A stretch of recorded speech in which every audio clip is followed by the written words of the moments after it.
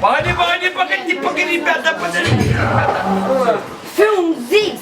Film 6, Z, Это замечательный звук. Yeah. Даже чуть-чуть погромче, чуть-чуть. Ну-ка еще раз стукни. Можно еще чуть-чуть. О, сейчас шикарно. Понял, побольше хэта, поменьше райта. Понял? Оу, е. Ну, поменьше вылистого, побольше. Да, да? Типа того. Мы познакомились с тобой позапрошлой весной. Уже на следующий день ты привела меня домой. Ты говорила мне сядь, говорила мне стать. Потом, наверное, устала и легла на диван. Я понял это намек, я все ловлю на лету. Но я не понял, что это ты имела в виду. Что ты имела в виду? Что ты имела в виду? Что ты имела в виду? Что ты имела в виду? Что ты имела в виду? Что ты имела в виду? Еще я только не запомнил твоего лица. Но мы поехали, купили два каких-то кольца. Играл орган, все пили вино. Твоя мамаша почему-то назвала меня сынок. Я понял это намек, ты все ловлю на лету. Но я не понял, что это ты имела в виду. Что ты имела в виду? Что ты имела в виду? Что ты имела в виду? Что ты имела в виду? Что ты имела в виду? Что ты имела в виду? Что ты имела в виду?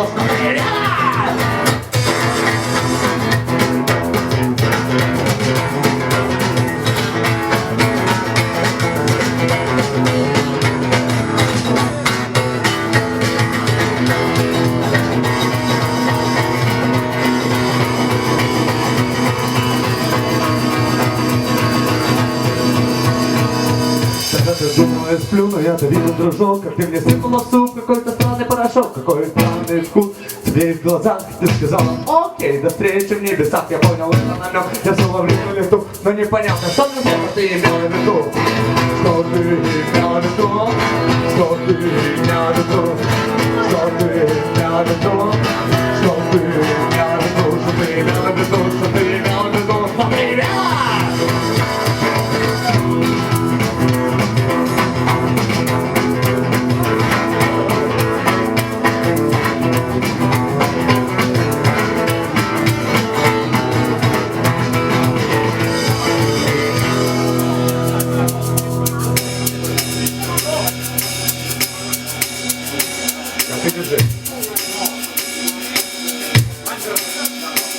Пусть я живу без тебя, тут понимает тоска. Все у меня хорошо, приятно, так как никогда. Я тут летаю в мгле, а ты все там на земле. Ну чё ты как-то не торопишься, но ты еще ко мне. Ну ничего, ничего, и я подожду. Ведь надо все-таки узнать, что это было за кольцо и что за порошок. А почему твоя мамаша назвала меня сынок? Ну я тут спрашивал у нас, все отводят глаза. Они хотят милый, конечно, но откуда им знать? Так что ты прилетай, и я очень жду, хотя ты знаешь.